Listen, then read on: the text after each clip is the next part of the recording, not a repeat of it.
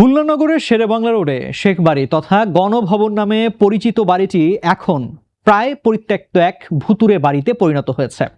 ক্ষমতাচ্যুত প্রধানমন্ত্রী শেখ হাসিনার চাচা ও বাগেরহাট এক আসনের সাবেক সংসদ সদস্য শেখ হেলাল উদ্দিনের বাবা শেখ আবু নাসেরের এ বাড়িটি একসময় দক্ষিণাঞ্চলের রাজনৈতিক ক্ষমতার অন্যতম কেন্দ্র ছিল। তবে ২০২৪ সালের ৫ আগস্টের পর একাধিকবার হামলা, অগ্নিসংযোগ ও লুটপাটের পর বর্তমানে সেখানে কেবল ভাঙা দেওয়াল ও ধ্বংসাবশেষ অবশিষ্ট রয়েছে।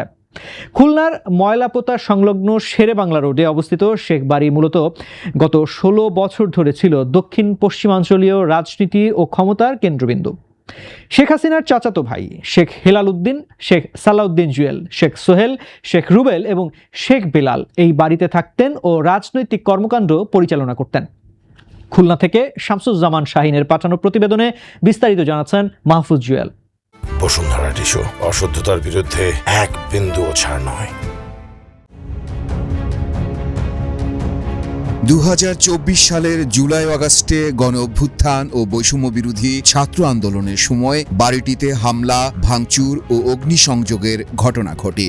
পরে ২০২৫ সালের ফেব্রুয়ারি মাসে বৈষম্য বিরোধী ছাত্র আন্দোলনের নেতাকর্মী ও সাধারণ জনতা ঘোষণা দিয়ে দুটি বোলডোজার দিয়ে বাড়ির প্রধান ফটকসহ সম্পূর্ণ ভবন গুঁড়িয়ে দেয়। একসময় প্রচণ্ড প্রভাবশালী বাড়িটিকে অনেকেই পদ্মাপাড়ের গণভবন হিসেবে আখ্যা দিত।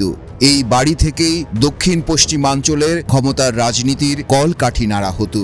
এখানে যারা বসবাস করতেন তাদেরকে আলাদা চোখে দেখা হতো, তাদের ইশারায় চলত সবকিছু। সেই সঙ্গে এই ভবনের ব্যক্তিদের নির্দেশেই বিরোধী দলের নেতাকর্মীদের উপর চালানো হতো দমন পীড়ন। শেখ হেলালের দাপটে স্থানীয় পুলিশ প্রশাসন তটস্থ থাকত সব সময়। সময়ের পালা বদলে এখন এই বাড়িতে পা ফেলার মতো কেউ নেই, কেউই আসেন না আর এই বাড়িতে।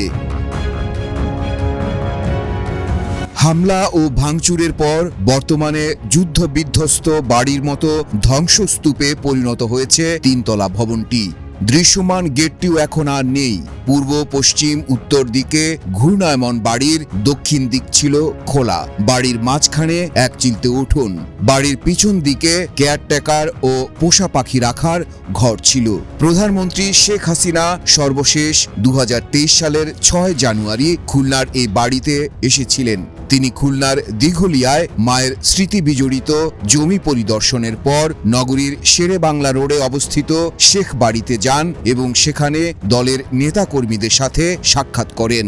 খুলনা সহ বাগেরহাট এবং এই দক্ষিণাঞ্চলের রাজনীতির কেন্দ্রবিন্দু হিসেবে ব্যবহৃত হতো এই শেখ বাড়ি নামে পরিচিত এই বাড়িটি ব্যবহৃত হতো এবং ক্ষমতা বলুন আর রাজনীতি বলুন সব কিছুই নিয়ন্ত্রণ করতো এই বাড়ি থেকেই।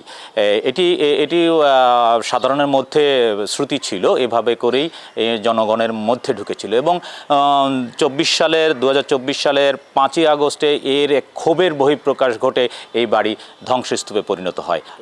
এই বাড়িটি যেহেতু ক্ষমতার রাজনীতি কেন্দ্রবিন্দু ছিল, সেহেতু ক্ষমতার ভিতরে যাবতীয় যা আছে সব কিছুই নিয়ন্ত্রণ হতো এই বাড়ি থেকে। যদি কখনো এই বাড়ির যারা আছেন তারা যখন আবার ক্ষমতায় যদি আসেন কখনো, তখন দেখা যাবে যে তারা এটির আবার রিয়াকশন করতে পারেন।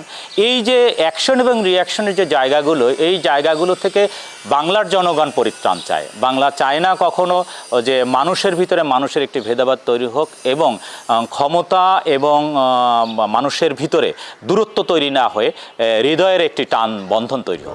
সরেজমিনে গিয়ে দেখা গেছে পদ্মাপাড়ের এই গণভবনের চারপাশে এখন ঝোপঝাড় গজাচ্ছে। অক্ষত নেই ভবনের একটি কক্ষ। নামি দামি ফার্নিচার, আসবাবপত্র কোনো কিছুর অস্তিত্ব নেই। দেখলে বোঝার উপায় নেই এটি এই অঞ্চলের প্রভাবশালী ভবন। অথচ একসময় এই ভবনের কারো বিরুদ্ধে মুখ খোলার সুযোগ ছিল না। মানুষের আনাগোনায় সারাক্ষণ গমগম করা ভবনটিতে এখন কোথাও কেউ নেই। ইট পর্যন্ত খুলে নিয়ে গেছে ক্ষুব্ধ জনতা। ভুতুরে এই বাড়িটি এখন শেয়াল কুকুরের আশ্রয়স্থলে পরিণত হয়েছে। বাসিন্দারা কে কোথায় আছেন কেউ জানেন না।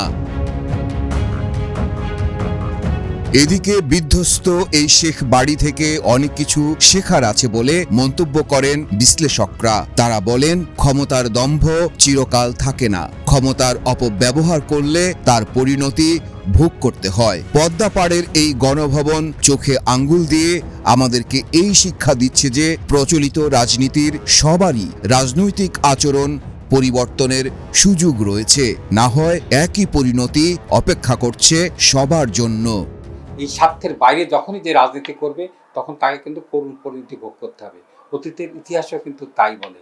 2024-এর যে আন্দোলন, সে আন্দোলন ছিল কিন্তু একটা গুণগত পরিবর্তনের লক্ষ্যে, অর্থাৎ 53 বছরের স্বাধীনতা যা কিছু পাওয়া যায়নি, যে উপনিবেশিক শাসন ব্যবস্থা, আমলাতান্ত্রিকতা, এর পরিবর্তনের জন্যেই কিন্তু এই আন্দোলনটা হয়েছিল।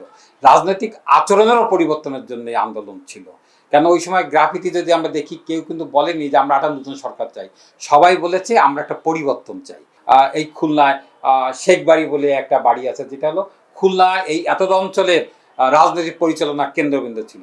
আজকে তার করুণ দশা এবং সে বাড়ির চিহ্ন পর্যন্ত নাই একটা বলা চলে। সুতরাং আমরা এই রাজনীতি চাই না।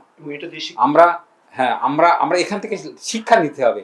আমরা এমন রাজনীতি চাই, এমন রাজনৈতিক ব্যক্তিত্ব চাই যার অবর্তমানে তিনি যেন সবার মানুষের মাঝে মানুষের অন্তর থাকতে পারে, সেই নেতা আমরা কিন্তু চাই, সেই রাজনীতি আমরা চাই।